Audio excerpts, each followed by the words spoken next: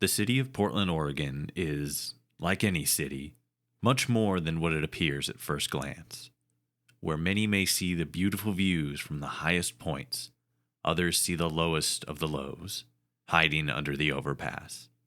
Where some marvel at the beauty of our bridges, many see the crumbling decay of many homes and businesses. But you know what we don't see? Snow.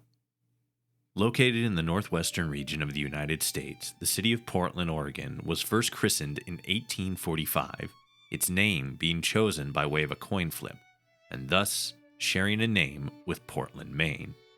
A popular destination for those traveling along the Oregon Trail, immigrants from China, and those looking to get in on the Western Gold Rush, the city of Portland would continue to grow and expand in a deliberately planned out manner, being one of the newest cities built in the new United States. In the 1970s, Oregon Senate Bill 100 was signed into action by and with the support of Governor Tom McCall, which established what is known as an urban growth boundary for the city. Already used in many different cities around the world, the UGB was first put into effect after the Willamette Valley residents in the 1960s viewed the city's continuous growth as a danger to the valley's natural ecosystem, farmlands, and timber industry. In effect, the UGB would mark a clear delineation between urban housing and rural farm and grasslands, keeping urban sprawl to a minimum, with the border being adjustable every 20 years based on the needs of the population and environmental factors. Unfortunately, in 2077, the environmental disaster that the Willamette Valley citizens feared would come to pass did in fact happen, just not in the form of a new apartment complex. In just under 14 minutes, the most cataclysmic event ever in human history, known by the survivors as the Great War, would see all of the world's nuclear powers unleash their payloads, destroying the whole of human civilization in the process.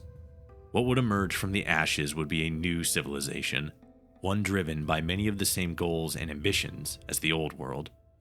Following total nuclear annihilation, the city of Portland, Oregon fell into disarray and despair. Warring tribes and a drastically altered climate turned this admittedly colder northwestern town into a frozen wasteland, with the only thing lower than the temperature being the morale of the citizenship that still remained in this iced-over shell of what used to be the City of Roses. Sometime in 2281, a courier in the Mojave Wasteland would be approached by a scrawny-looking man in military attire, informing them of a small camp of New Californian soldiers looking for recruits for an ongoing operation. Making their way to this camp, the courier would speak to a soldier by the name of Gray, who was overseeing recruitment for new soldiers. He informs the courier that the tour of duty would last no longer than the operation's completion, and that they would be rewarded 2,000 caps for their efforts, however long this might take.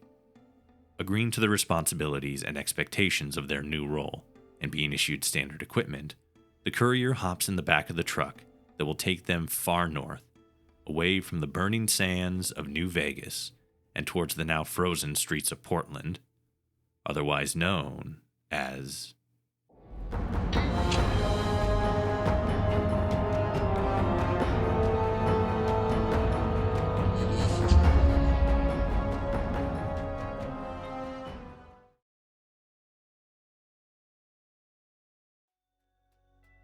The frontier presents itself as something many people in the Fallout community have been craving for a very long time.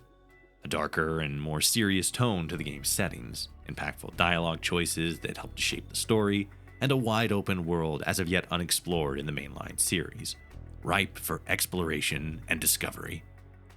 The reality of what was delivered was something completely other to what was advertised.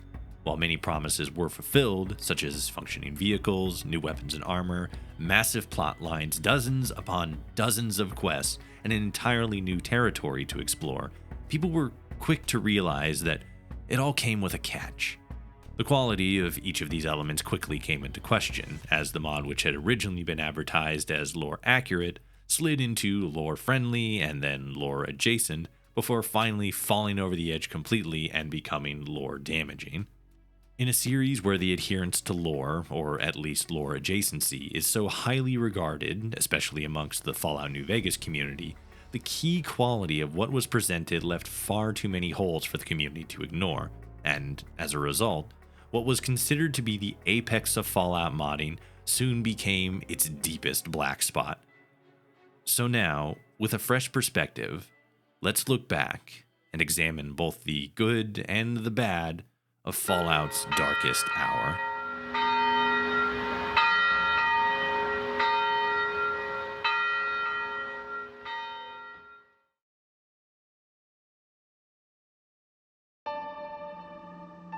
Fallout the Frontier presents the player with the option to join one of three factions with which to experience the mod's story from that faction's perspective. The first is the New California Republic Exiles, a splinter faction led by former NCR General Elias Blackthorne, who defected from the NCR along with the soldiers under his command after the battle at Helios 1, and after being ordered to enter into yet another bloody conflict against Caesar's Legion. It would seem, however, that Blackthorne is destined to fight the Legion no matter what, as the second faction that you can join in the Frontier is the Northern Legion, a semi-autonomous branch of Caesar's Legion working to establish a foothold in the frozen streets of Portland, led by Legate Marcus Valerius, a former Brotherhood of Steel scribe. Ironic, as a faction known as the Crusaders of Steel are also present in Portland, a devout offshoot of the Brotherhood of Steel led by a woman named Tasha Weaver, she being one of the few surviving Brotherhood members from the Helios 1 conflict. The Crusaders are somewhat unique in their existence, as even though they're Brotherhood of Steel by nature, they are deeply faithful to the Mormon teachings, by way of Tasha Weaver and her own religious enlightenment. For those brave souls who have played the Frontier, the general consensus is that the Legion's main quest line is the most well-structured, though there are those who would argue for the Crusaders' behalf. While I'm sure you, dear viewer, will leave a well-structured argument as to which faction you think is the best in the comments, we'll take a look at each of them, starting with the Legion. Check the description for timestamps to each faction.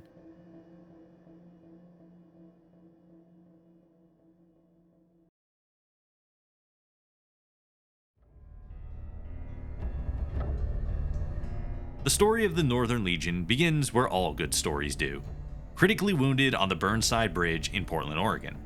Following a failed attempt to set up an ambush against the Legion while masquerading as an NCR soldier, the player finds themselves in the dungeons of Ostia, the Legion's stronghold in the Frontier. Even though we are in good standing with Caesar and the rest of the Legion back in the Mojave, we still have to prove ourselves loyal to the Northern Legion. Fitted with a bomb collar, we must first survive a group beatdown by several Legion gladiators, after which we'll be ordered to kill an NCR soldier. Luckily for this soldier, your style of execution will most likely be easier than the fate he suffered in an alternate timeline. You bastard! You fucking asshole! Yeah, it's a bummer. Once you've proven yourself, you'll be invited to speak with Legate Marcus Valerius personally, and during your conversation, he will confide in us that he believes that Caesar's Legion is a doomed faction, lost without an enemy to fight, or someone willing to reform the Legion into something greater than a wandering army in search of glory. This is where we begin to get an inkling of what Valerius's true motivations are, and why he and the rest of his men remain in such an inhospitable territory. We are sent to deal with the NCR soldiers stationed at Outpost Henderson, and are given the leeway to deal with them as we see fit. After leaving the outpost, though, we are confronted by a mysterious robot that will immediately turn hostile unless we pass the speech check. Remember this robot for later. We then head over to the town of Junkfleet, the largest settlement in the region, and meet up with our contact Dolus, who is actually the NCR Exiles top brass Tiberius Rancor, who has been working for the Legion this whole time. With a name like that, though, no one's surprised. Oh, also, spoilers, I guess.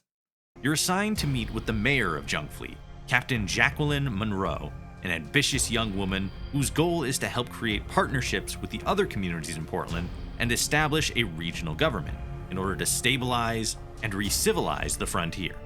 It is her firm belief that if such a future is to become reality, the NCR Exiles cannot remain a constant in the Frontier. Luckily for her, we're in a very unique position to help with both of those goals. Reluctant at first, a bit of convincing helps her to see what a valuable ally the Legion would be to the citizenship of Junkfleet, and thus, the Legion achieves its first official connection in the frontier. Once we meet back up with Rancor, he informs us that he's actually playing both sides in this conflict, and that he wants to help make the Wasteland a better place, and he offers us a chance to help. Keeping this information to ourselves for now, we meet back up with the Legate who gives us our next assignment. Now that Junkfleet is an ally of the Legion, it's time to turn our attention to the other major factions in the area, the Church of Eternal Life and the Crusaders of Steel.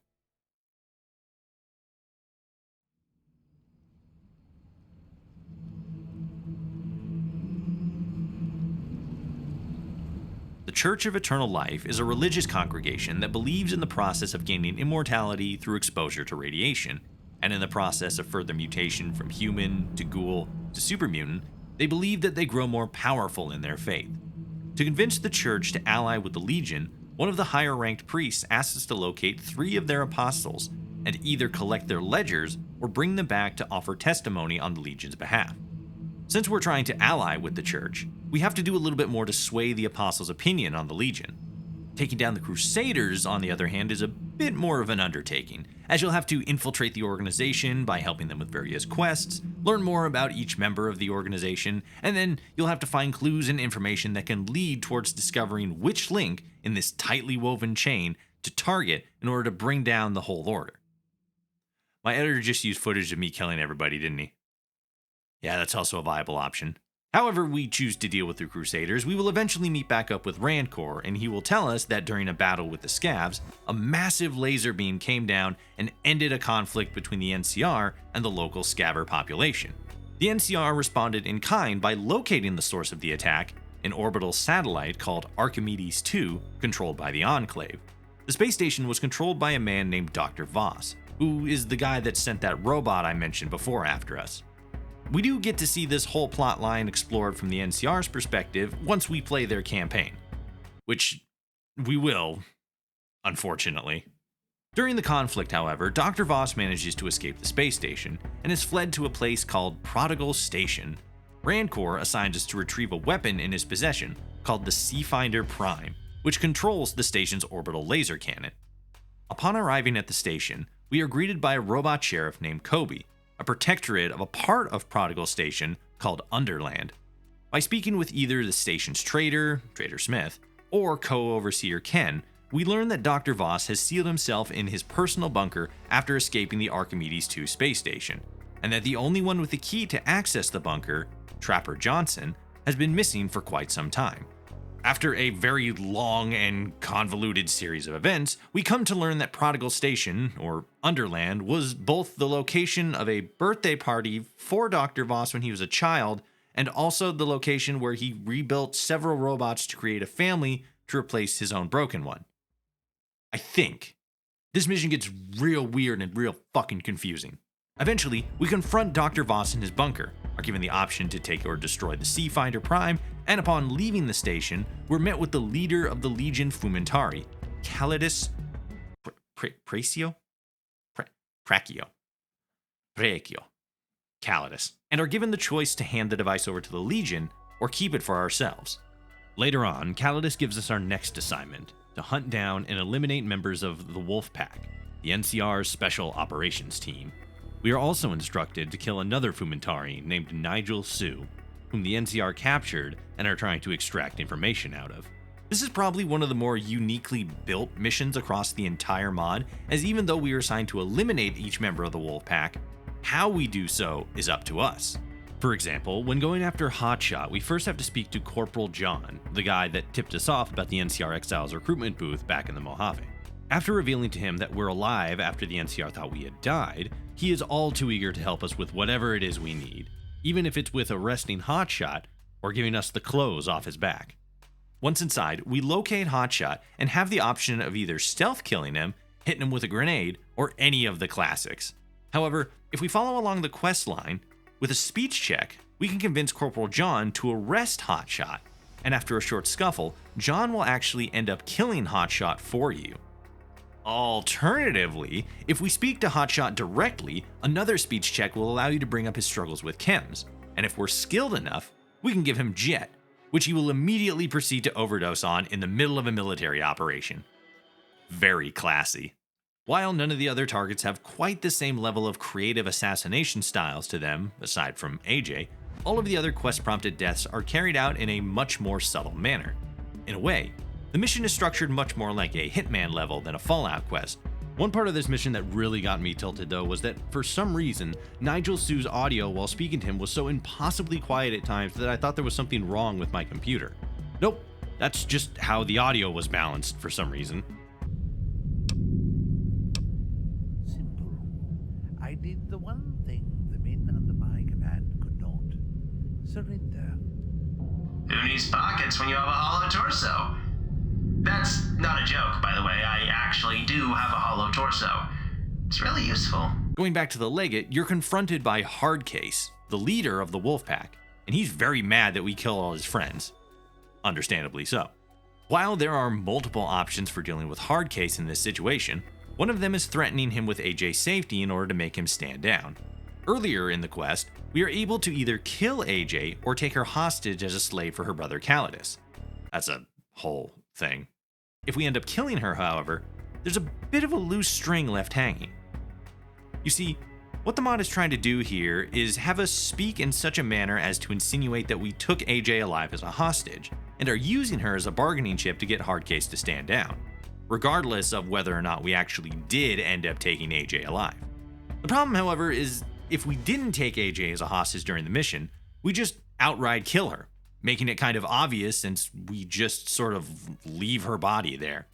How does the game correct for this? Well, it just despawns her corpse. Her body was literally Alt F4'd from the universe. Because there's no story explanation for what happened to AJ's body after we kill her, it feels very hand-wavy, like the mod is telling us that in this instance, consistency doesn't matter, and instead what matters is that the plot is moving forward. It feels like the devs either anticipated or assumed that most players would choose to enslave AJ rather than kill her, and as such makes it seem as if less thought was put into alternative paths. Upon subsequent playthroughs of the latest build of the mod, AJ's body doesn't actually despawn, so it's harder to verify if this was a quirk of the day one version like I had when I was streaming, or just a random occurrence. But given the lack of polish with some of the writing and the questionable decisions with the story that we'll talk about later on in this video, it's not hard to see how some might have come to that conclusion.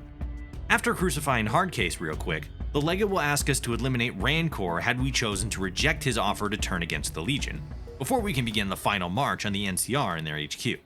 Storming the apartment complex that Rancor is hiding in, we fight our way past the NCR soldiers also there to try to kill him, and confront him face to face.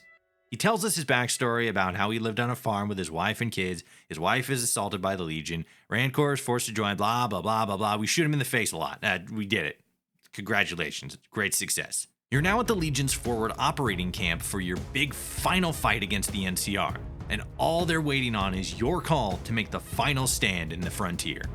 I'm still not entirely sure how all of this was supposed to go down, but when I played through this segment, Legion soldiers turned against me, the game lagged like crazy, both inside and outside cells, but eventually I managed to make my way towards a tank that made traversal over this active combat runway at least a bit more tolerable, save for the tank's poor camera angle. But I found skitters, so it's okay.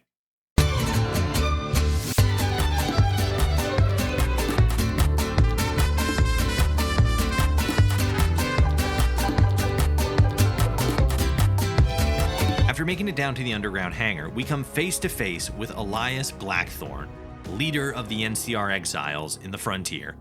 After convincing him to himself, we go back up topside where the Legate congratulates us on a total victory. From like 300 feet away, on top of a hill. Thanks, boss. Then the story ends with a pop-up notification, and the slideshow end credits play to judge us on the decisions we made across this epic campaign, an ending to the Courier's magnum opus, and we end the story where all heroes' journey stories end, waiting for a bus to go back to Vegas.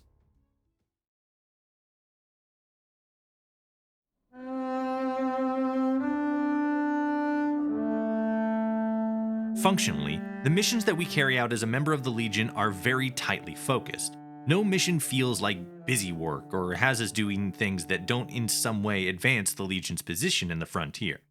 For the most part, it's a very no-nonsense questline.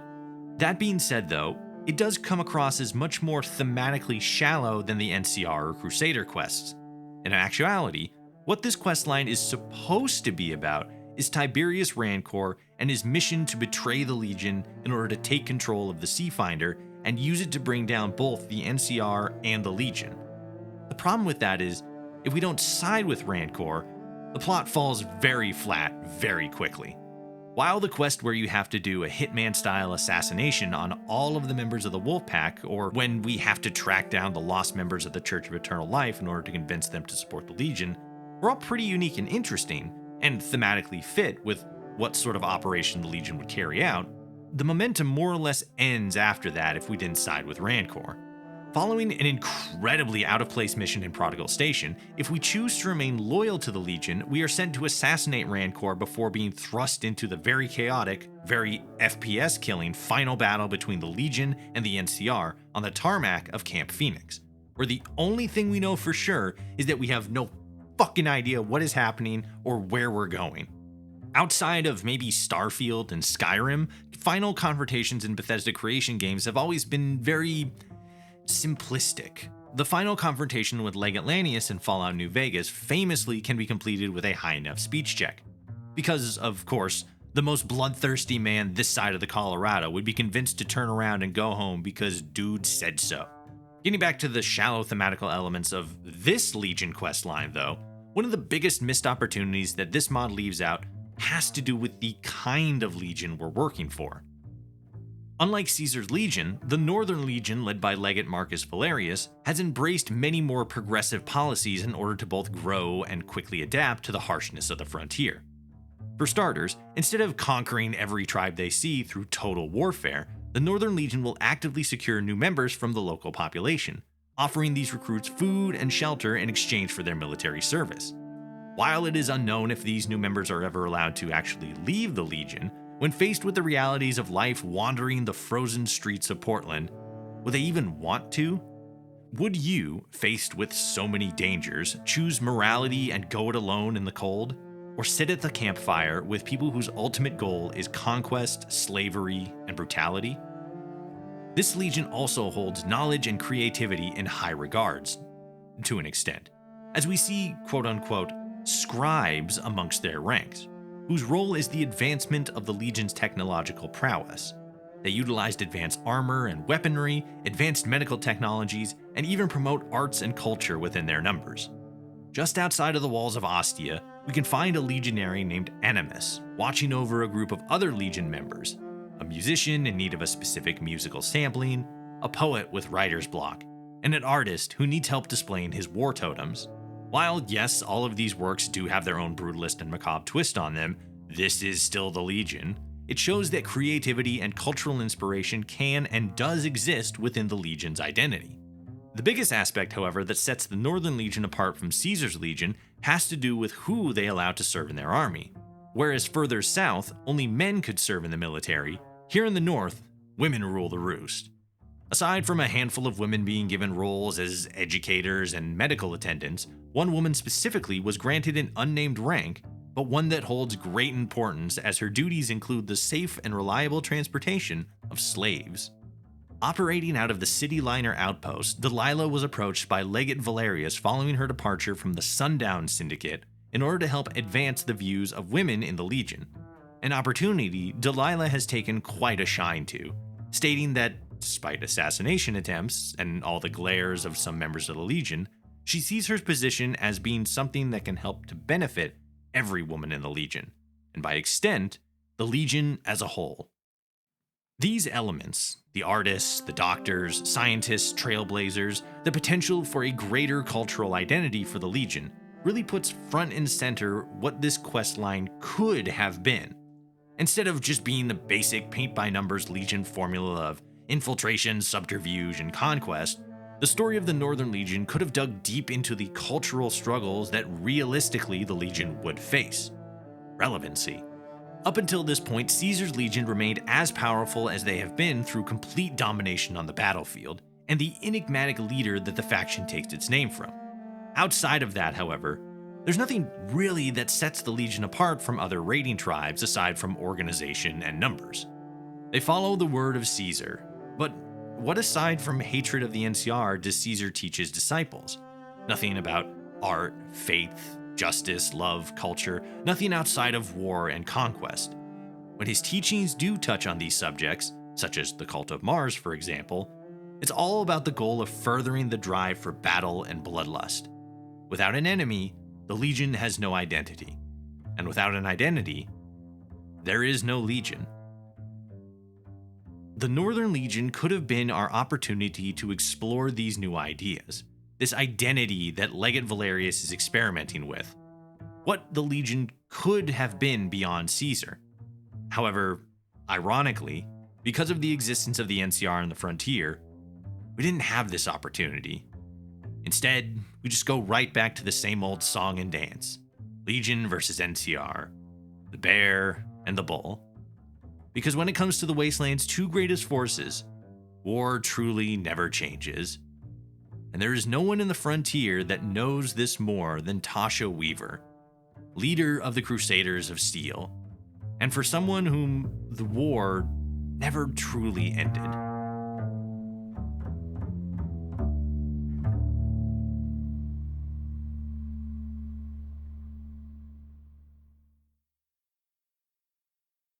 Let me ask you a question. Do you know how many bags of salt it takes to see the ground? Shortly after arriving on the frontier, you'll be given your first mission to plant explosives along the Burnside Bridge in order to deter a Legion advancement. After meeting your fellow soldiers, gearing up, and being debriefed, you and the rest of your company set out on the long march into the belly of the Willamette River. However, on your way there, shortly after leaving the perimeter of Camp Phoenix, something quite unexpected happens. After leaving one of the main gates, you'll be flagged down by a woman named Esther, whom asks you a seemingly innocent question, but also a very strange one. Excuse me? Do you know how many bags of salt it takes to see the ground? Fallout 3, Fallout New Vegas, Fallout Shelter, Fallout 4, Fallout 76, from New California to Sim Settlements 2, I'm no stranger when it comes to both canon and non-canon Fallout entries, modded and vanilla. However, I have yet to experience anything at all more jarring than the introduction to this questline. What's even more jarring is that depending on how we go about this interaction, we can find ourselves not only smack dab in the middle of a strip club called the White Rabbit Hole, but we've also been vilified by the NCR because we left our squad in the middle of an operation, all without warning or indication of what might happen. Like, what the fuck just happened? I thought I was an army guy. After Esther trauma dumps all over us at the White Rabbit, she explains that she's a member of a group called the Crusaders, who are actively recruiting new members. Upon request, Esther will take us directly to the Crusaders HQ entrance, guarded by a single man named Warden Howell. Now, if this is your first playthrough of the mod, I'm sure you're wondering who exactly the Crusaders are and what their whole deal is. Luckily enough, Warden Howell is here to help. Unlike most other games where we'd slowly learn about the faction's history through boring notes and terminal entries and talking to people, Warden Howell is nice enough to spill the entire history of the Crusaders to anyone upon first interaction. Luckily for us, I'm in a mood for a history lesson. Can you please tell me who the Crusaders are and what you stand for? Tell me in as much detail as you conceivably can. Don't skimp out on anything. I want to hear all about it. What follows is almost 3 whole solid minutes of lore dump delivered in the most boring and uninteresting manner humanly possible. Directly. We are then sent out to find a rare copy of a Mormon doctrine in order to prove our interest in joining the Crusaders, which we discover in the ruins of the Portland Library. Upon returning to Warden Howell, he grants us access to the tower, and just inside the entrance, we meet Hector Clements, the Castellan. Clements takes us to the upper level of the tower in order to meet with the Crusaders' top members, a few of them holding titles such as Tasha Weaver, the Domina, the leader of the Crusaders, and Charlene Young, Seneschal, and leader of the Soffers. Don't worry, none of these words mean anything important, and only some of them will be touched on a little bit in future long-winded explanations. The meeting is interrupted by Molly, another one of the leading members who voices her exasperation as Charlene's explanation of the Soffers starts straying into religious territory, leading to the two getting in a heated back and forth before the Domina steps in to break things up. Keep in mind, this is during our introduction as a new member, and it's all incredibly awkward for us, and we never really explore the relationship between these two characters ever again. Following this brief spat, Tasha Weaver redirects the conversation back towards the book that we had found. Handing the book over to the Domina, she knights us as an official member of the Crusaders, and grants us free access to and from the tower. We also get a free faction perk, Divine Warrior, that allows us to deal 10% more damage against evil characters. What does that mean? Who knows? Molly is left alone at the table. They ask you how you are, you just have to say that you're fine. As we leave the meeting room, we are immediately approached by the most infamous character in the entire mod, America, who informs us in the most self-reporting way possible that she was totally not spying on us. Apparently incredibly interested in the backstory of this random woman we just met, we inquire about her and her history, to which, sandwiched between a lot of other stuff, she lets slip that she's actually a mutant. Because she's Asian and has red hair. Oh, and she has congenital analgesia, meaning she can't feel pain. None of this becomes relevant ever again. She then cries while telling us about her backstory, and we have the option to ruthlessly belittle her, which is very cool. Also, side note, this is the second character that trauma dumps on us, unprompted, and we're only just like fucking the third quest in or whatever. What the fuck? After much more crying on America's part, Molly, whom at this point we are finally introduced to as being the faction's chief engineer, gives her a mission to help boost her morale, assigning both her and us to find a printer in order to print off weapon blueprints she found in an old holotape. After a quick trip to Junkfleet, and a bit of ink mixing, we return back to the tower, blueprints in hand, only to find the tower under attack by Legion forces. Luckily for us, we have the power of God and anime on our side, so we easily smite them in the name of Ghoul Jesus. After handing the blueprints over to Molly, she tells us that she'll need a few days in order to construct the weapon that the schematics detail, and will eventually get a hold of us via our Pip-Boy when it's time to advance towards the next stage of development for the powerful weapon known as Jericho. A few days later, we return to Molly and she explains that in order to develop this tank-busting weapon, she requires a few advanced components that she assigns us to go out and recover from various locations across Portland. Retrieving the necessary parts and taking them back to Molly leads to another short wait before she can introduce us to the prototype model of the Jericho cannon. Once it's finished, America takes us to an old abandoned building right down the block from the tower, and after using our new weapon to Thanos snap some rad roaches out of the multiverse, an entire battalion of fully geared up Enclave soldiers just comes stomping out of nowhere up to us. Luckily for us, we can convince these guys to just kind of fuck off with a 90 in speech. Oh, and also the Enclave soldiers never become relevant again. There's a pattern starting to form with this campaign. Heading back up to the tower, we touch base with Molly to report on the Jericho's capabilities, saying nothing about the kill squad of Enclave soldiers that just ran up on us, literal feet away from the Crusaders' front door. Alright, so, stick with me on this one, because this is going to get complicated. Earlier in the story, it was mentioned that the elevator shaft in the Crusaders' tower was broken, which is why everyone had to take the stairwell in order to move up and down the tower's levels. Over the course of doing missions for Molly, she and her team managed to repair the elevator to working order, which at this point in the story, we now have access to. One of the things that was previously mentioned was that there was a lab down in the basement that was only accessible via the elevator, but now that it's working, Molly is interested in checking out the old abandoned basement. We are given the option to accompany her, which in my playthrough I originally denied in favor of addressing the other mission. Like, the main quest we're given by Molly to retrieve more parts for the Jericho cannon. So we go into this old Corvega factory, right? And as we're retrieving the parts we need for the cannon, we inadvertently set the factory on fire, which leads to this pretty neat scene where we have to escape the building while stuff is collapsing and exploding all around us. All in all, it's a pretty well-envisioned sequence. However, this entire section is bugged so badly that while playing through it, I crashed no less than half a dozen times before being able to actually exit the factory. with, of course, misplaced exit triggers just to make things that extra level of aggravating. Additionally, if we bring America along with us for this section, there's the possibility for her to both canonically as well as accidentally die. Canonically, after having debris fall on her and us just leaving her behind, as well as her accidentally being killed by either the fire or the explosions that seem to go off every 4 seconds. After we return from the Corvega factory, we are told that Molly has gone missing, and Charlene is in a coma. Taking the elevator down to the basement laboratory level of the tower, we discover what appears to be a mock recreation of an operating vault. Mannequins dressed in vault suits standing around recreations of a vault cafeteria. We also find Securitrons inside the vault, one specifically seeming to have gone rogue and killed Molly. It was at this point in my own personal playthrough that all the pieces fell into place. I had a beautiful mind moment, and I realized just how fucked up this whole situation was. Right before we in America are attacked by more of the Securitrons, a message will pop up that says, one of the crucial members of the Crusaders just died.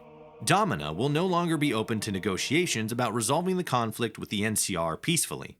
Additionally, we will automatically fail the story's 5th main quest, I don't want to set the world on fire, but we will not fail the entire quest line. We will, as the notification alludes to, be unable to reach the Crusaders' quote-unquote good ending. What the game doesn't prepare us for is the fact that Hector Clemens, Molly Callahan, Charlene Young, America, and Tasha Weaver were all vital characters in order to complete a future main quest called Breaking the Cycle, which is required to get the good ending, where Weaver learns to put her anger behind her in order to forgive and work together with the NCR in order to fight the Legion. Should any of these characters die during the course of the story, this ending will be unachievable. It's also worth mentioning that this is the only quest line in the entire mod that has multiple endings based on early game decisions. Whereas the Legion does have alternate routes based on your allegiance with Tiberius Rancor, the potential for story deviation with the Crusaders is made early on and without informing the player. With this Crusader mission, the way the quest is structured does not clue the player into this possibility, and instead comes as a surprise and a disappointment to be just told out of nowhere that we're locked out of an ending based on a decision we had no idea was impactful. Like Legate Valerius said, our actions have consequences, but when the story nor the gameplay gives us opportunities to engage with consequential decision making, the singular time where it is presented ends up blindsiding the player, with the end result being confusion over what the fuck just happened because the game had never played like this up until now. Not even if you contain the argument to the Crusaders questline. Reloading an older save, we join Molly as she descends into the basement laboratory, where upon entering, the power to the elevator is tripped by an electrical shortage, and we have to fight our way through a horde of Securitrons in order to restore power to the basement level in order to ascend back up to the main level of the tower. Literally nothing of interest or importance happens during this quest line. Turning our attention towards Charlene, we are told that because of experiments done to her by Father Elijah, her brain has swollen and requires a skilled doctor in order to bring her out of her coma. Heading to a clinic ran by a pair of ghoul nurses, we are informed that they have a Mr. Orderly, who is a variation of a Mr. Handy, in their possession, and they could perform such an operation with the correct software. After retrieving this software and bringing the robot back to the lab, the Mr. Orderly successfully performs the operation, saving Charlene's life. If we aren't able to succeed in programming the robot, we have the option to perform the surgery ourselves, and as opposed to any medical skill checks, we are presented with multiple choice actions to manually perform the surgery. To be perfectly honest, I can't tell whether or not I like this part, because on the one hand, it's pulling agency and knowledge away from the character that we're playing as and placing it into the far less capable hands of us as the player. But on the other hand, it is a fantastically creative approach to what otherwise would have just been another straightforward medical skill check segment. When returning to the Domino, we are prompted to point out to her that the Legion pose a much bigger threat to the frontier than the NCR. If we have succeeded in keeping all the other important and potentially unalivable members of the Crusaders alive, she will yield to your point, but will require evidence that the NCR has in fact redeemed themselves from, in her eyes, their most sinful and wicked past. A truly impossible task, as we'll see once we start talking about the NCR campaign. Way back in the olden days of follower Toshi history, I played through a Fallout 4 mod called Fourville, wherein there was a mission we could complete for the residents of the newly opened Vault 4 to go looking for a specific book, but are given very little direction besides potentially checking the libraries of the Commonwealth. Admittedly, even without a quest marker, this is a fairly straightforward assignment with the general understanding of where one might find this book. While this isn't one of my favorite quest styles, when done correctly, it's always refreshing to see a game treating its players as an intelligent and informed individual rather than a child that needs their hand held. This is not that kind of quest. In order to convince the Domina that the NCR are not evil, we must journey to two different locations, a school and a grocery store run by the NCR in Goose Hollow. There's also an NCR doctor that, while I can't verify with 100% accuracy is needed to complete the quest, it's usually best to err on the side of caution. Again, we aren't given any sort of direction or hints as to these locations and the people being useful in completing this quest. We're just pushed out into the snow and told to go find proof. Unless you've already been wandering around the frontier or have completed the other campaigns, you're more likely than not just left out on your ass for this one. Once the Domina is convinced, we are sent back to Camp Phoenix to speak with General Blackthorn in order to begin peace talks, which he agrees to because we're the legendary courier. Later, we meet up with both General Blackthorn and Domina Tasha Weaver on neutral grounds. The two exchange history, talk briefly about their hopes for the future, and then briefly talk shop about how they would go about attacking the Legion at Ostia. A short while later, just outside of the front gates, we have a brief verbal standoff with Tiberius Rancor before the attack begins. Clemens dies off screen, and we unceremoniously kill both Rancor and Legate Valerius. And that's the end of the Crusaders questline. Yay! Now then, a number of years ago, Dorkly put out a comic strip called What It Would Be Like Dating a Typical Girl from Any Anime, which depicts several tropes of stereotypical women often seen in anime, such as physically falling over people and emotionally falling for people. Overall, not the most fulfilling of situations in any practical application. This is literally the whole mod. All of the main Crusaders characters outside of Esther speak and act like anime characters, and it's unimaginably annoying. While there are characters and personalities that are a bit more tolerable, such as Molly and Clemens, their personality can still be incredibly jarring at times. Clemens, for example, can switch from calmly chatting and bemoaning about the loss of his sister to calling you an unwashed vagabond in the same breath. Molly, on the other hand, clearly has a party girl big sister vibe, and just like Clemens, can get overtly emotional in certain circumstances, such as when talking about the Enclave or when she's just mad. This dramatic display of emotion is also something that's present in the Crusaders' most memorable character, America, as most dialogue interactions with her will lead to her crying about something or nearly breaking down into a full-blown panic attack. While America is an annoying crybaby, Charlene Young is something even more irksome. She's a smart character that's made to sound smart. Talking to Charlene in any situation doesn't feel like I'm talking to a real human being, but instead an AI fed off every smart girl anime with a troubled past in existence, and then spat out into some garbled mess of nonsense that was then shaped into something resembling a Fallout character. In fucking yoga pants. America is annoying. Charlene is annoying. Weaver, Clemens, Molly, they're all so mind-bogglingly annoying just to be around. Why would I care about doing anything with this faction if everyone I interact with all has the charm and personality of drying paint? It's clear that the key players in the Crusaders story arc are all heavily inspired by anime characters and specific tropes. And while, of course, there's nothing inherently wrong with that, their over-the-top personalities clash so dramatically when compared to the otherwise grounded and lore-friendly world that the Frontier takes place in. Annoying characters aside, the thing that holds the story back the most is the same thing that affects the majority of the mod: poor story structure. From the beginning, when Esther stops us along the road outside Camp Phoenix to hit us with the driest pickup line in human history, the story structure of the quest is already off to a bad start. Most first-time players will follow along with the NCR's main quest line, and running into Esther while doing the quest line "A Bridge Too Far" will be their first introduction to the faction, which, if we follow her during the mission, you'll become vilified by the NCR immediately. In reality, we can interact with Esther at any time before this quest and after we enter the frontier, as she'll stop us whenever we are within specific range of her location. While this is of course a minor quibble, it does still come off as rather sloppy that the start of one main quest would overlap in such a way as to make another faction main quest both not only overlap it, but also break progression unintentionally at the same time.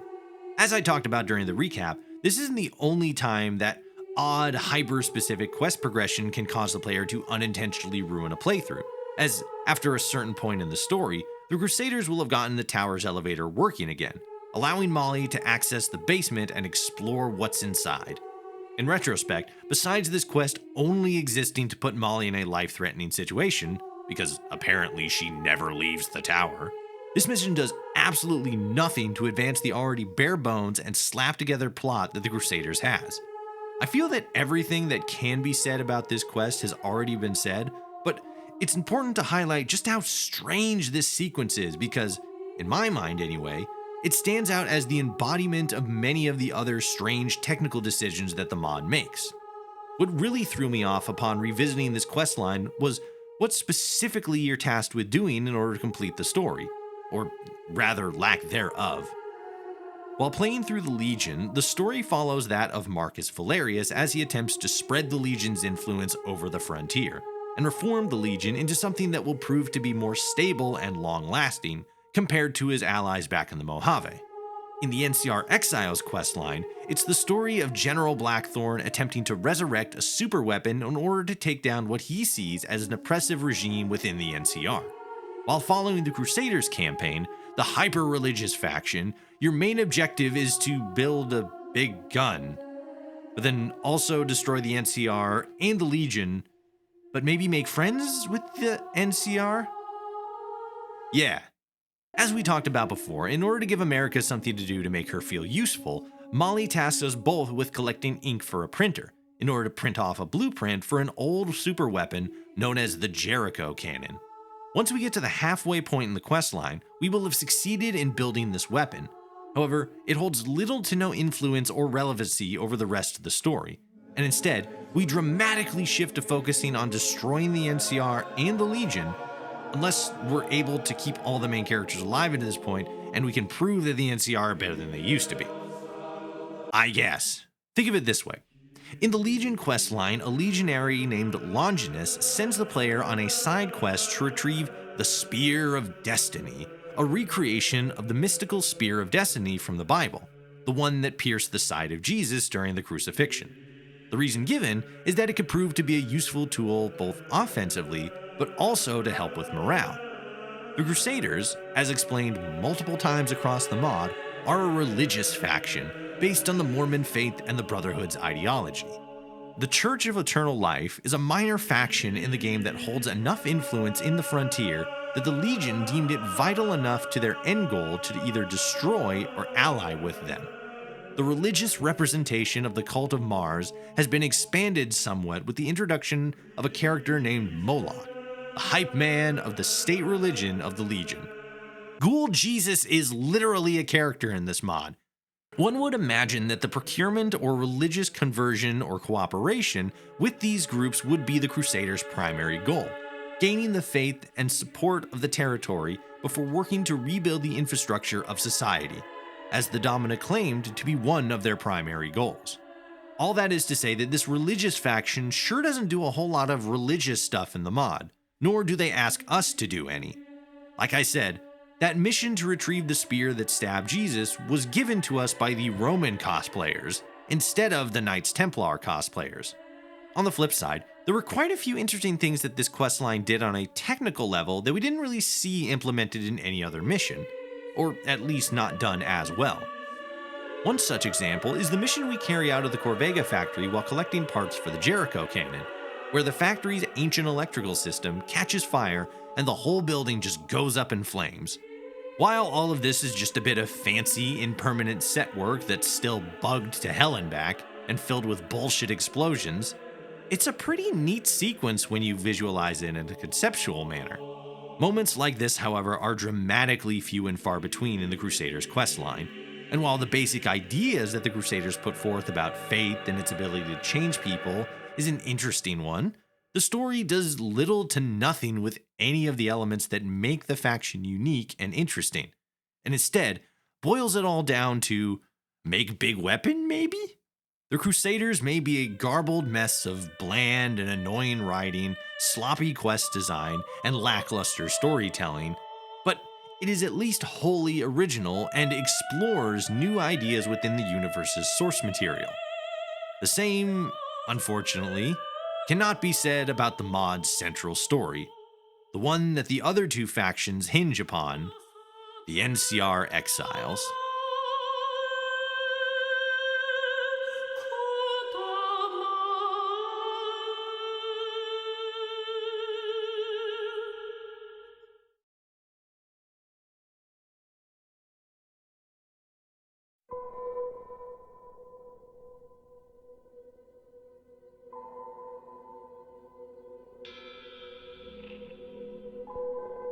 After being pulled back from being literally buried alive, we, a simple courier for the Mojave Express, are nursed back to health by the doctor of a small town called Good Springs, a one Doc Mitchell.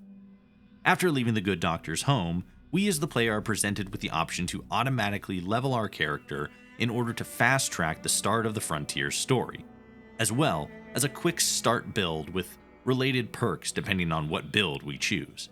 Several in-game hours later, should we choose not to begin the quest with the Legion, a man named Private John will approach us, stating that he's been watching us for a while, and that he thinks we seem good in a fight, and that we ought to look over a brochure for the Frontier NCR.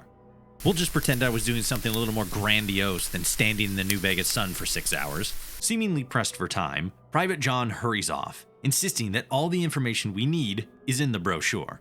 Following the brochure to the location mentioned, we find a recruiting camp surrounded by several other NCR soldiers. As we approach the main tent, we are stopped and instructed to state our business, to which every single one of our dialogue options is, in some way, identifying ourselves as the courier, one even referring to ourselves as a legend. Once inside the recruitment tent, we speak with a man named Gray, whom, when we ask what the goal of the NCR is in the Frontier, he very skillfully avoids answering the question by correcting us that they are in fact a splinter faction that broke off from the NCR back in California. This wasn't something that I had noticed until I had begun working on this script, but it's actually a very clever bit of writing, because it distracts the player's inquisitiveness with lore, which in and of itself I feel could be considered a commentary on the larger Fallout fandom as it relates to the purity of the game's canon. However, even though Gray is a well-rounded soldier, he is never portrayed as a character quite clever or perhaps cunning enough to successfully doublespeak like this. And taking into account the quality of the rest of the story's writing, I'll chalk this up to a coincidence rather than anything intentional. With a gun, a uniform, and a frying pan in hand, we hop aboard the transport truck destined for Portland, doing our very best to ignore the used condom on the floor of the truck as we rattle and shake our way into the frozen north. The trip from New Vegas up to Portland is a long one, so in order to help pass the time, Gray offers to tell us about how the NCR Exiles got their start. If I had a nickel for every time we ran into a character in this mod that exposition dumps the history of their faction upon request, I'd have 2 nickels. Which, I mean, it's not a lot, but it's weird that it happened twice. We flash back to just before the Battle of Helios 1, where Gray and several other soldiers are sharing stories about their plans for after the war with the Brotherhood is over. This guy talks about asking his girlfriend to marry him once he gets back home, so we know he's gonna die. Moments later, a signal flare bursts into the sky, and the battle begins in full. Taking control of the soldier Gray, we fight our way through the power armor-clad Brotherhood of Steel troops in order to gain access to the power plant with the goal of apprehending Father Elijah. Obviously, we are unsuccessful in capturing Elijah, and instead are tasked with the unceremonious duty of executing our wounded comrades due to a lack of medical supplies. Hey look, there's that guy who wants to marry his girlfriend. He's dead now. Once back in California, we see Gray and General Blackthorn chatting about finally getting their soldiers' discharge papers so that they can return home, just before the announcement that the Legion had begun their attack on Hoover Dam. Blackthorn confronts NCR General Lee Oliver about his men being shipped out once again, before ignoring Oliver's orders and leaving the NCR with his men following behind him. Back in the present, a man named Tiberius Rancor steps up into the truck, directing several of the other soldiers on board elsewhere, before turning his attention to us and asking whether or not we are the courier. Regardless of our answer, he informs us that we'll be heading to Camp Phoenix, and that we had better hope that our legendary status rings true. Once we arrive at the base, we make our way over to the maintenance hangar, where we are approached by a man named Hardcase, who inquires as to whether or not we are the courier, which we have no other option but to confirm.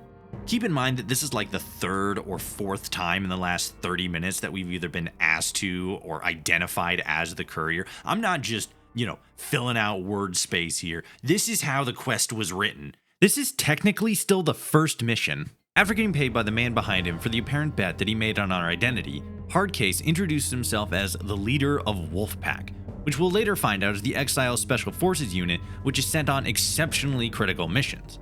Hotshot, the man who had initiated the bet, places yet another bet that we can't beat his score at the base's shooting range, and so we make our way over there in order to prove him wrong. Or not, because the shooting range sucks and I'm just not gonna talk about it. After receiving our first official mission, we're placed into a squad and told that our objective is to set up landmines along the Burnside Bridge in order to deter a Legion advancement. As with most things, this mission is not as cut and dry as it first appears. Aside from getting in a firefight with a group of scavs, the local raidery types, we shortly after meet up with Armored Bear, one of the NCR's tank units that helps to guide us towards our destination. Along the way, we run into more scavs, like a lot more scavs, and eventually we do make it to the bridge, where everything goes perfectly according to plan. Until they don't. Everyone dies and we're taken as a hostage, tortured and crucified. Our story ending with a Passion of the Christ slow pullout of our player character on a cross.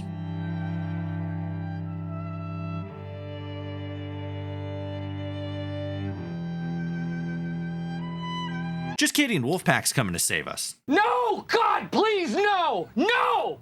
No! No! With us now in control of Hardcase, we drop into the new Buckman Stadium and begin our march towards the location where the courier is being held.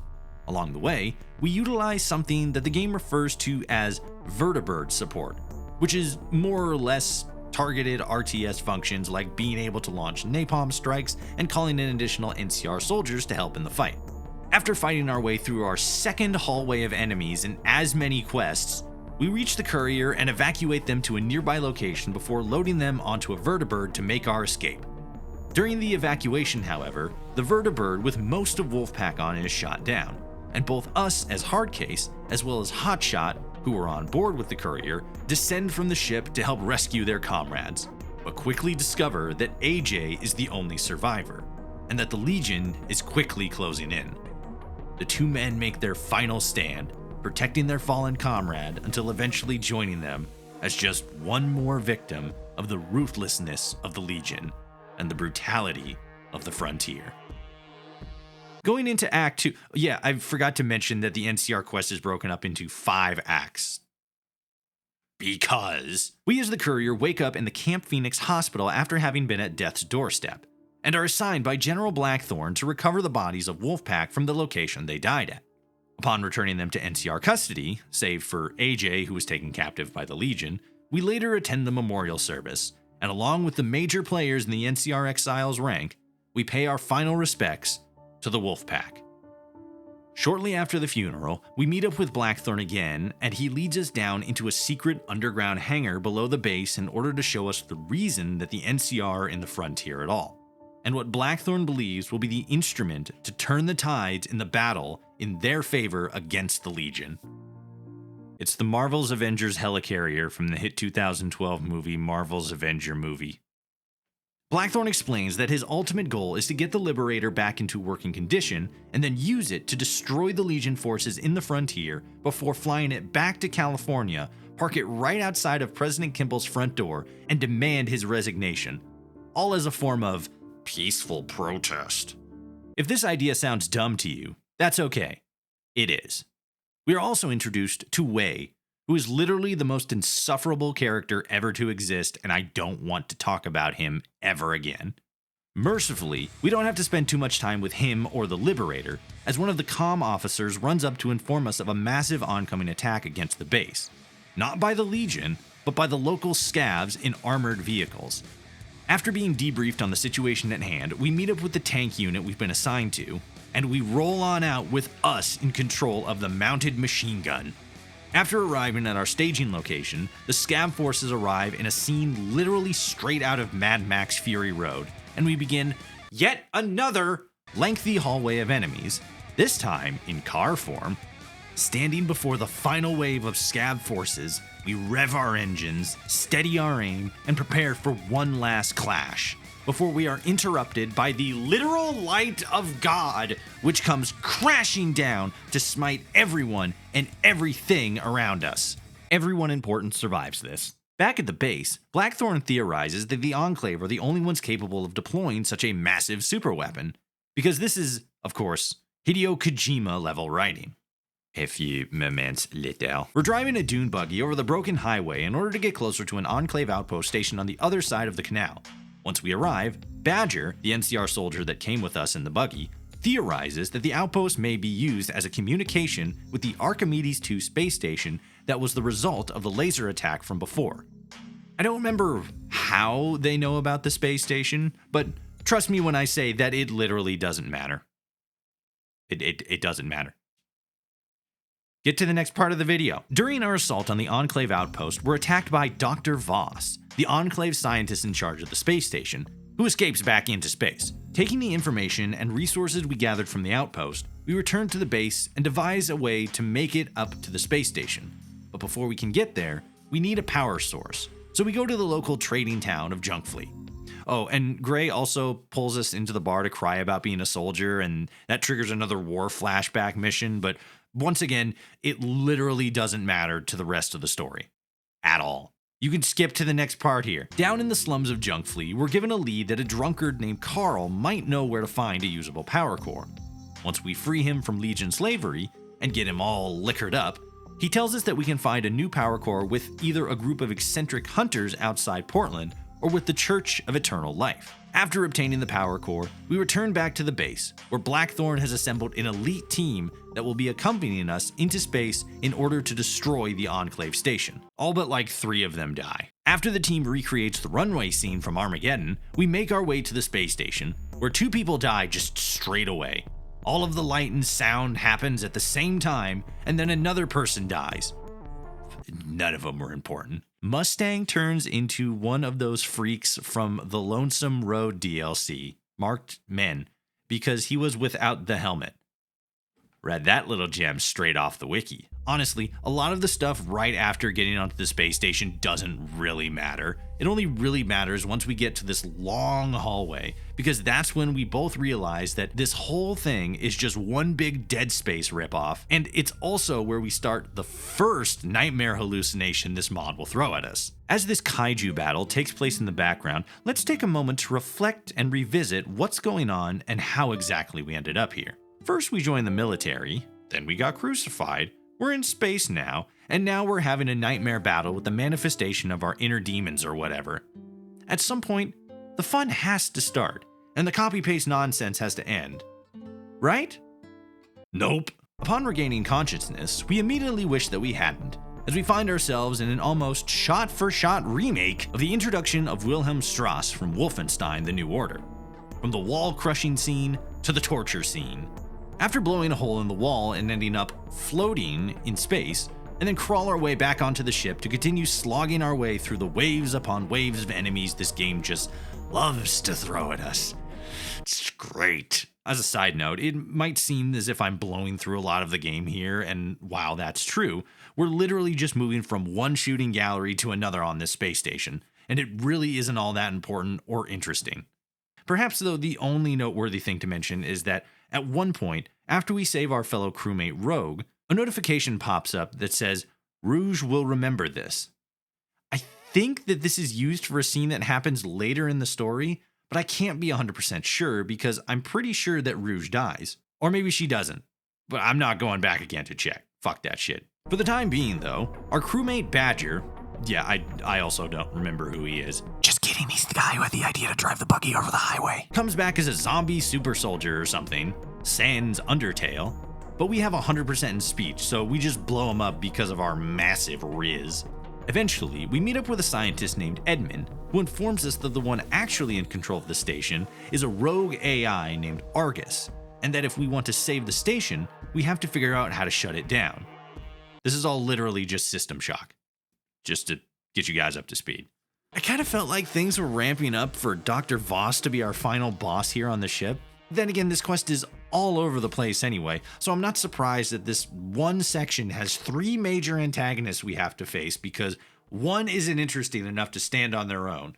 Speaking of, our crewmate Tuner switches sides on us, which is like, whatever, and we just kind of brush him aside to talk directly to Argus, a la President John Henry Eden from Fallout 3.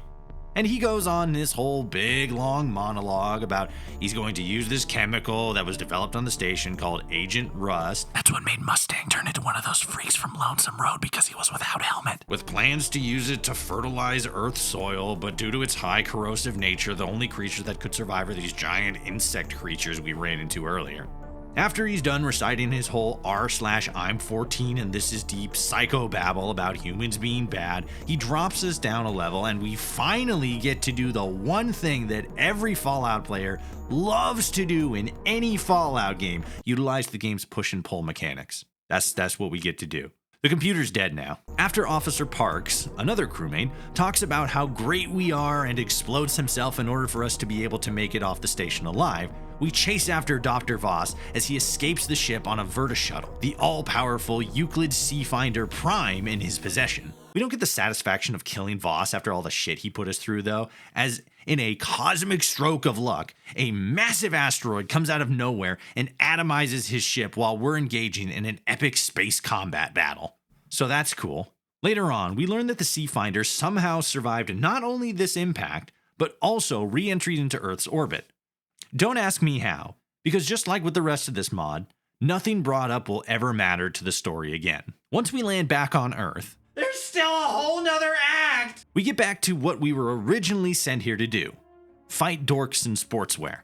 Conveniently for the plot, the Legion just so happened to have found the Seafinder after it just so happened to have survived re-entry and just so happened to have fallen into the frontier. After infiltrating Ostia while disguised as a traitor, we can either steal a set of Legion armor and fight our way to victory in the Colosseum in order to gain access to the fort properly, or sneak scum our way in with a stealth boy.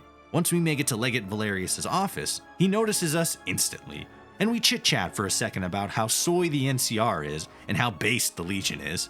The writers are really digging into some groundbreaking stuff here as far as Fallout storytelling goes. Real earth-shattering stuff. Anyway, he's dead now, so we make our way to the basement level in order to escape the fort, where we find both the Seafinder as well as AJ, the last surviving member of the Wolf Pack. While escaping via a freezing cave filled with ice-cold water, AJ suddenly stops and begins to reflect on the torment she had just gone through.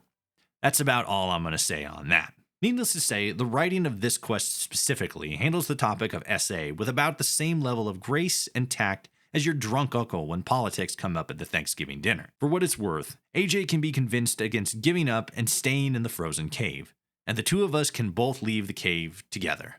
Upon exiting the cave, a buggy will pull up on us, and an NCR trooper jumps out and tells us that the Legion are on high alert and that we need to go before a bullet flies straight through his temple, killing him instantly. Gone, but never forgotten.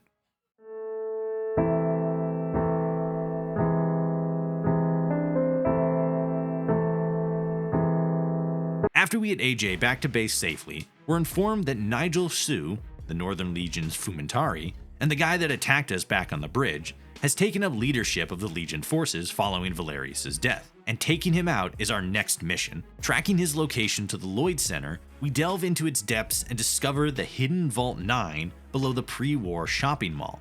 Upon trying to access the vault, however, we're once again gassed and enter into the second hallucination sequence in the NCR's main questline. The developers really pulled the goofy meme on us on this one. I'll fucking do it again. While this nightmare sequence is admittedly a bit more put together and a lot more relevant than the last one, it still does nothing for the larger story. And because it's the second one in this campaign, we're just going to pass it over. Benny shows up to tell us what a bad person we are. There's another Black Ops reference. We fight another giant monster.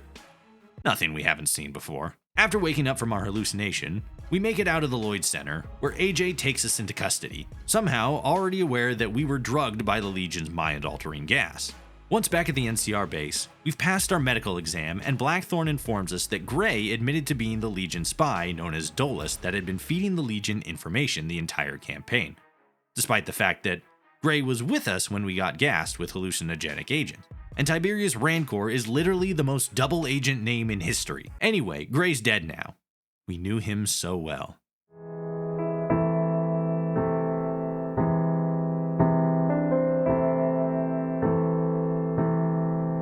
After doing his mission accomplished speech to celebrate the supposed defeat of the Legion, Blackthorn says that the NCR back in California have gotten in contact and wish to broker peace, which Blackthorn is open to, but only on the condition of the full resignation of the NCR's President Kimball. Blackthorn claims that he just wants to peacefully protest Kimball's position, but sure does seem like he's willing to start a war if he doesn't get exactly what he wants.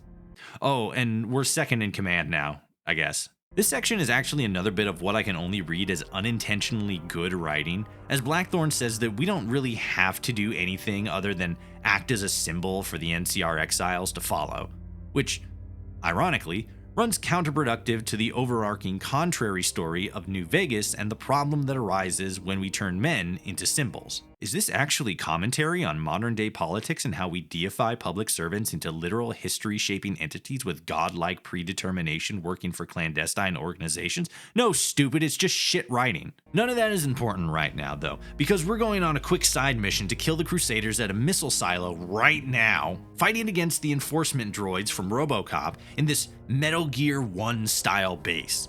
Charlene Young even goes full Psycho Mantis on us.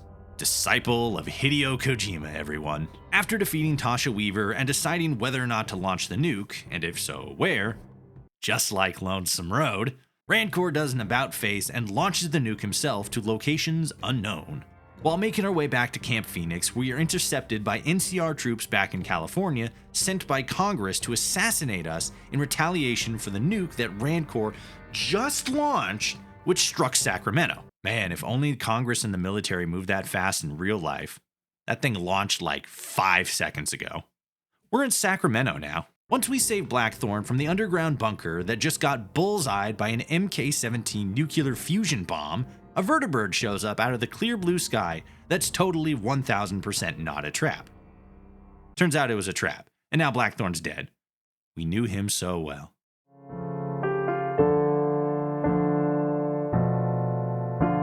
Rancor's villain monologuing, leaving us no choice but to jump out of the vertibird to save our own sanity, only for us to fall into our third hallucination sequence. Admittedly, this one isn't as expansive as the other ones, but I count the recreation of the River Death sequence from Metal Gear Solid 3 as a hallucination sequence. Fucking Act 5! Rancor takes the Liberator, and under the guise that Kimball used it to launch the nuke in order to kill Blackthorn, sets his sights on California to declare an all-out war against the NCR proper.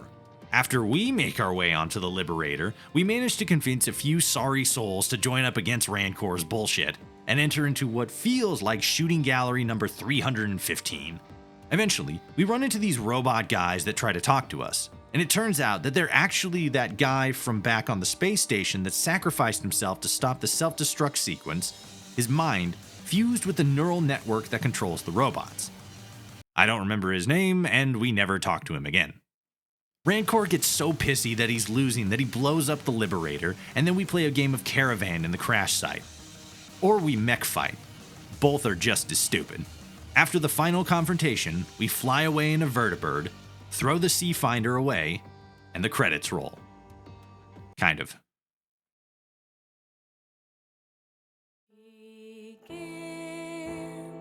again in the night. Let's sway again tonight. I don't even know where to start with this one. I could make an entire video going into detail about what this questline did wrong, but for the sake of both my sanity and this video's runtime, just kidding, that ship's already sailed. I'll break down my vexations with this catastrophe of a questline into just 3 simple points. Number 1, feature creep and misused features. The Frontier gained almost instant attention and notoriety for the fact that it, more or less, had figured out how to implement cutscenes in a pretty fantastic way. While not used at every opportunity, for a good chunk of the campaign, the camera would dynamically move about certain scenes in order to capture different angles of the narrative, to varying degrees of success. Overall, however, the cutscenes were implemented incredibly well across the campaign. This feature seems to have gotten the bulk of the developers' attention, however, as it seems many of the other game's technical features felt very lackluster and unpolished compared to the cutscenes. The other major technical achievement that the game made was the introduction of vehicle combat, or rather, just the use of vehicles in general. Across the NCR campaign, we are put behind the wheel of a tank, a buggy, and even a vertibird at one point. Cars and buggies could be found across the game's landscape and are accessible no matter what faction we join, and we could also get a bighorner mount to ride about. Though this was a lot less cool than, driving around the whip. As I said in my first video talking about the Frontier, tank combat is just not fun. It's slow, cumbersome, oddly weak, and feels really janky at times. There are arguments to be made that the slow and clunky nature is how tanks are supposed to feel, but tank combat in other games have a very different atmosphere to them. There's a pretty good reason that most tank combat games don't take place in heavily urban environments like what we explore in the Frontier, because getting around and avoiding obstacles is a slog, and with enemy vehicles that at times move faster than we do, it makes it all much more annoying. Perhaps this is something that could have been overcome or adapted to with continued exposure, going on tank missions more often, but the only problem is that that's not what happened. We're put in control of a tank once and then never again throughout the entire campaign. Also, Fallout is a first-person shooter RPG. Even if tank combat is or was implemented correctly, it still clashes pretty heavily with the kind of game that Fallout just is at its core. If it's not fun or doesn't vibe with the rest of the game, don't add it. I think perhaps more than anything else, this was the Frontier's biggest issue: feature creep. There are so many interesting technical concepts that the game introduces, only to never again put them to use after their introduction, instead preferring to move on to the new technical aspect. They introduced the concept of tank warfare in the NCR quest at the very first mission, then later put us behind the wheel to operate one ourselves before never doing it again. They put us behind the wheel of a buggy that we can actively drive around one time and then never do it again. NPCs remember the choices we make one time and then never again. We're put in control of a vertibird support once and then never again. There are 3 different hallucination sequences, a space station, a full-blown horror scene, multiple missions where we play as another character. Over and over again, we see unique ideas that, in and of themselves, could have been very interesting to explore on their own in their own mod projects. But instead, they're all crammed into this one mod, and then further crammed into one questline that makes the entire experience this long, drawn-out cavalcade of ideas that are just never fully realized. What's worse is that these features are only ever used in the NCR questline. If even one of these concepts had been used in any of the other main quests, they wouldn't feel so alien to the rest of the game. However, once again, that's not what happened, and as a result, we have these really interesting technical concepts to explore in literally the most poorly written faction in the entire game. They threw everything in the kitchen sink at this singular questline, and we're just left with this overly technical mess that goes on for way too long and does nothing during its overbloated runtime. Number 2, plagiarism and hero worship. Ooh, fancy. Across this questline's insane runtime includes some of the worst examples of just outright plagiarism I've ever seen in any mod or game project.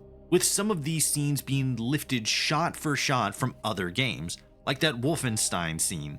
Whole sections that are literally just other games, like that whole Dead Space mission, and the runway scene from Armageddon. There are some sections that could be considered homages to other properties, but the problem is that they don't do enough to separate themselves from the thing they're referencing. And at worst, they just straight up copy the scene. More so than anything else, this questline lacks originality, because another one of its central themes is that it so heavily focuses on the fact that we're the legendary courier, savior of the Mojave, this ultimate hero that has changed the course of history when we Literally just woke up from a coma 10 minutes ago. Seriously, this questline takes every opportunity it can to drill into the player's head that we're the courier, this unequal badass, and they do it again and again and again to the point where it loses any actual meaning. When we first get to Camp Phoenix, we are introduced to Hardcase and Hotshot, two members of the NCR Special Forces team, Wolfpack. When Hardcase asks if we're the courier, we are given no other choice but to say yes. And that triggers this whole annoying ass back and forth between him and Hotshot, where they argue over who the courier actually is. In reality, this is a beautiful scene, because it so perfectly sums up what the story of the NCR Exiles is going to be. Just one big, long hero worship mission where everyone talks about what a great big hero we are and that we're such a special little guy. As a quick side note, that's actually something that I noticed in this mod too. When you're down in Junk Fleet looking for a lead on a power core to fuel the Enclave Verta shuttle, Rancor will say the line, "We're two full-grown adults. I'm sure we can figure this out." But the actual text of the interaction says two full-grown men, meaning that at least at one point, the vision of the hero of this questline was gender specific, all the way into production apparently. These points might seem like minor complaints, but as I said before, when you consider the fact that this is a mod for an RPG game wherein the player decides who their character is, what their character's personality and backstory is, when the story comes off in such a way that you can tell that the person writing clearly had a vision for who exactly the protagonist is, it loses all meaning as an RPG. That aside though, both the story and us as the character seem to take every opportunity possible to remind us as the player that we're the legendary courier, hero of the Mojave, and you're never given the opportunity to just respond to inquiry like a normal human being. Everyone knows who we are apparently, from the NCR grunts to the Legion's top brass. Rancor and Blackthorn seem to think of us as some kind of nigh unkillable super soldier, like some divine warrior with the ability to bend the arc of history in our favor. To put this into better context, in the base game, the only people to refer to us as courier in any meaningful regularity are Mr. House, Ulysses, Caesar, and like maybe one or two other top Legion, and that's mostly because of how they actually view us as a pawn in a much larger game. Honestly, this entire questline just feels like I'm playing the last hour of New Vegas, where everything is ramping up to a big finale, except it lasts for fucking 15 hours. I know this seems like a silly thing to get so hung up on. Why does it really matter if people keep calling us the courier? It's because it leans on established events that haven't even happened yet. Look at Skyrim, for example. Its story goes about handling the Dragonborn in a very similar way. We're either referred to all the time by this title, or are recognized as such in most ways by most people. It makes sense though, right? We are the Dragonborn. We killed that dragon back in Whiterun and took its soul. We're a big deal. We've actually canonically achieved some sort of accolade that makes us worthy of notoriety instead of it just being implied. We can start the frontier straight away, right out of Doc Mitchell's house. And the problem arises in the fact that we can go from boot up to boots in Portland with the only major accomplishment to our name being that we got shot in the head and lived. So when we get to Portland and everyone is chomping at the bits to tell us what a big deal we are, it feels really disingenuous and falls pretty flat at first. And after a while almost feels insulting in a way. Like someone repeating a sarcastic joke over and over again until you eventually laugh. We can also draw parallels between the Frontier and the Lonesome Road DLC from the main game. In both stories, we travel to a far-off location and encounter someone who already regards us with a degree of notoriety. However, the major difference is our pre-established history with Ulysses, specifically the effect we had on the settlement of Hopeville. The difference being that these are events that happened prior to the game beginning. Therefore, the infamy that we earned with Ulysses is already established, rather than simply implied.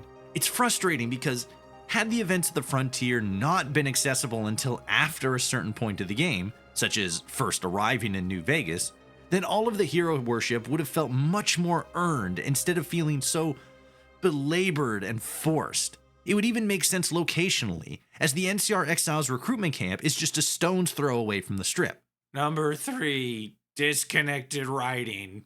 In April of 2008, Grand Theft Auto 4 was released to the adoration of almost the entire gaming industry. Everybody loved it.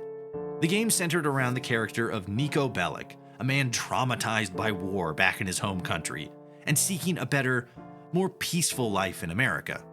Despite the life that Niko strives for, the choices that the player can make in the game more often than not clash with Niko's narratively stated goals. Niko talks about how he wants to stop the killing, end the violence, and just live a quiet life.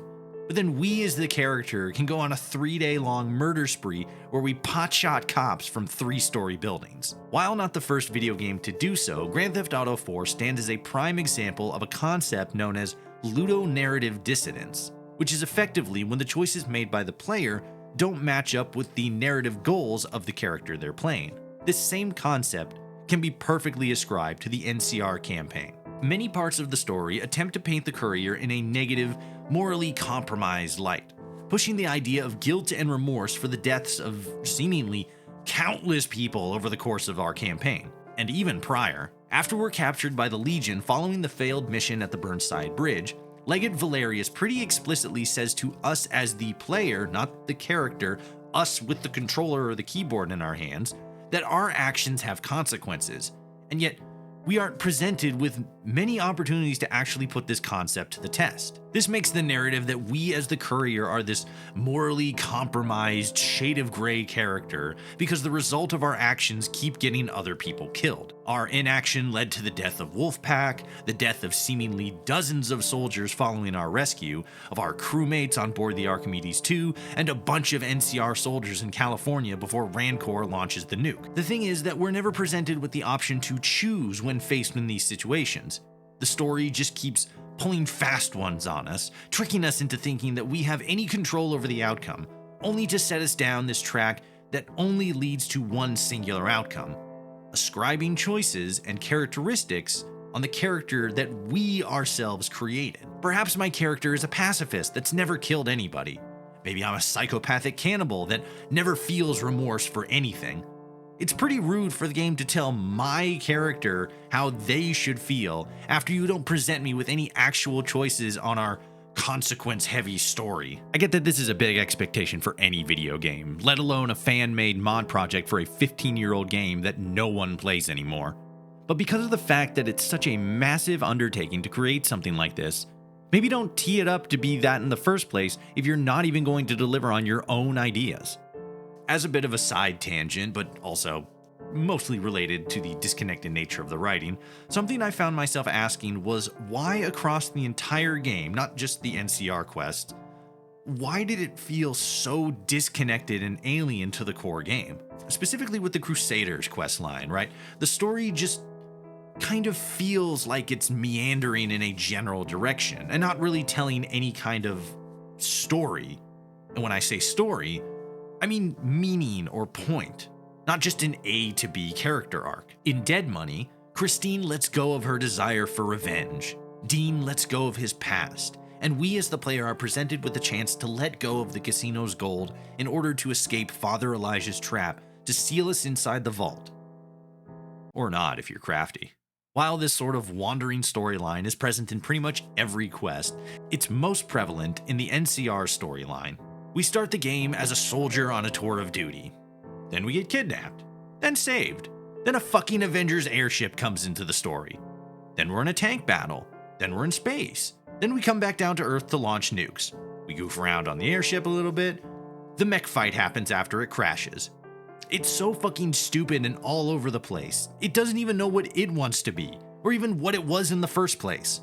I'm not a big anime guy, or at least I don't consider myself to be one. But One that I've enjoyed for a very long time is the anime Bleach. I won't go into the specifics of the story here, but it's basically a battle-focused story with messages about, believing in yourself, overcoming challenges, and fighting God. The classics when it comes to anime. The point is that the creator, Tite Kubo, really only cares about drawing cool shit and awesome fight scenes, and it shows in his work. Almost every single character is badass in their own right, and almost every battle surges with this electricity, making each turn of the page faster than the last because you don't want to wait to see how things turn out. This, of course, isn't to say that Kubo, or perhaps his writing team, don't do their due diligence when it comes to the story, because the stories that are told through both the events, but also the characters of Bleach, are really compelling and in many cases beautifully written. The Frontiers NCR questline, funnily enough, feels almost the same. I can see the epic nature of many of these sequences, cool shits and awesome fight scenes, but the problem is that they're A, put into a mod for a slow to medium paced first person RPG about how much capitalism sucks, and 2, crammed into one story and duct taped together to create a bloated abomination called the plot. There's nothing deeper to be found here. Sure, the bare bones story is about the hardships of war and the needless deaths that come as a result of larger forces playing politics. That is there, but it doesn't say anything that the base game didn't say better, or that's even original to the mod itself. I'm not saying that it has to be better than New Vegas. I'm saying that cool shit and awesome fights can only get you so far, especially if you're going to have the audacity to call this the Courier's magnum opus. Where can we go?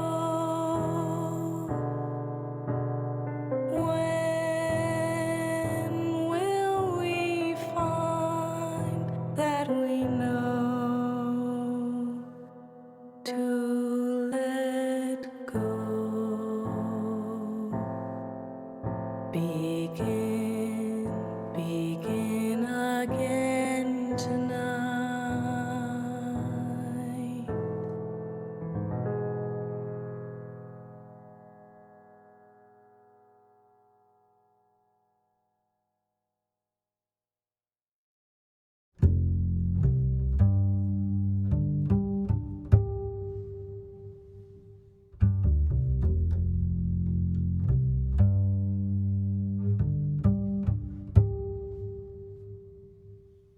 Fallout: The Frontier is, to date, the largest Fallout New Vegas mod ever attempted, giving players a world space the size of the main game.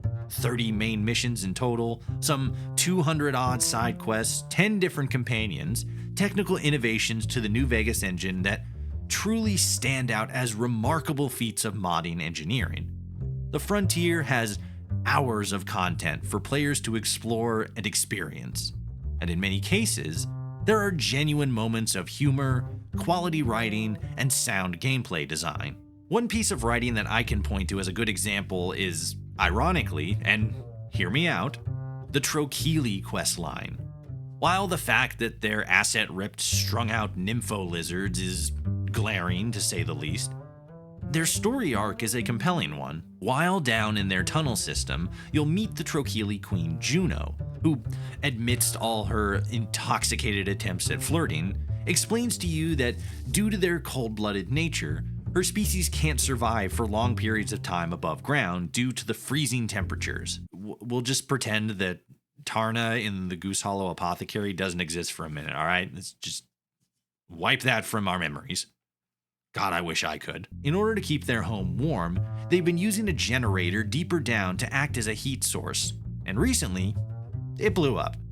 Their backup power will only last for so long, and the only member of their species that actually knows how to fix the generator hasn't been seen since the explosion. Having already established trade with humans above ground, the Trochili began partaking more and more in chems to dull the mental anguish of their impending doom, choosing at least to die happy. Queen Juno's second-in-command, though, a Trochili named Mars, remains quite sober, and has a very strong opinion about the current state of his people. A proud warrior of the Trochili tribe back when they were strong and independent, before the tribe got hooked on addictive substances, Mars is determined to bring his people back from the brink of oblivion. To do so, he asks us for assistance in restarting the generator, helping rid his people of vice, and installing a democratic process for him to claim power over the tribe to once again lead them to greatness. A tall order, to be sure, and it's a bit Machiavellian, but the Frontier likes to remind us over and over again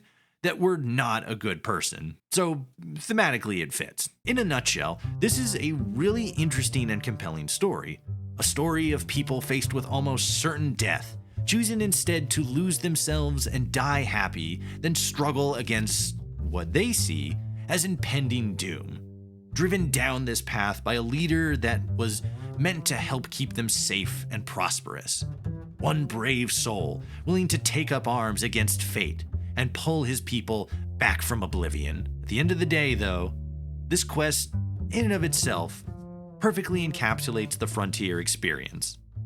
There is substantive gameplay underlying this mod, fun stories, and technical marvels, but it's bogged down by inconsistency, poor execution, depravity, whether intentional or otherwise, and overall just disorganization. For a while, the Frontier sat languishing, seemingly abandoned by all but the most fervent supporters. There was even a brief period where the Frontier's official channel, such as Twitter and Discord, were changed to more modding generalist hubs, offering tips and support for modders working on their own projects, wanting to forget that theirs even existed. With the recent announcement that the project would once again be making a resurgence, fans of this troubled yet ambitious mod have become once again eager to adventure in the frozen streets of the City of Roses. On top of hinting that many other parts of the mod would either be reworked or removed entirely, TG Spy himself has confirmed that the NCR main quest line will be completely deprioritized altogether. While the faction side quest will still be playable, the main quest will be completely absent from future builds. This has many people looking more favorably upon Fallout's most controversial modding project. As buried under all the mess and controversy, there's some truly innovative technical achievements and some really fun adventures to be had. And whether this mod will pull off a comeback as awesome as Fallout 76, or if it'll end up being like when they put Morbius back into theaters, we're going to witness history in the making for the Fallout community.